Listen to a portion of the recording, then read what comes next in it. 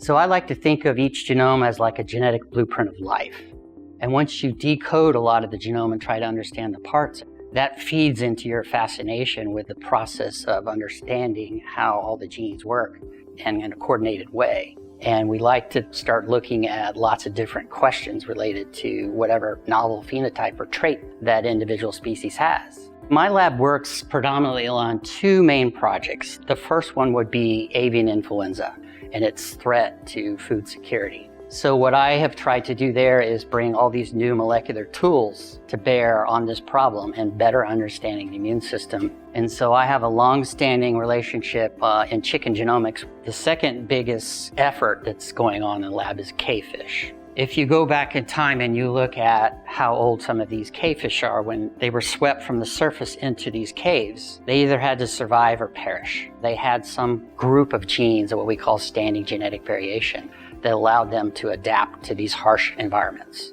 So what we've done in the lab is we've created a model system where we can study that adaptation. And so there's correlates there where we can kind of explore and try to interpret that trait that we observe in the cavefish and transition that into what we understand in humans. If you think about it full circle, it's really better understanding human biology. So if we think of everything in this lens of evolution, where all these species have relationships to each other, then we're trying to understand if this particular gene is missing in another species or it's duplicated numerous times, and why is that? Do they need that redundancy in their genome, or do they need extra copies of that gene in order to have that trait of interest or difference?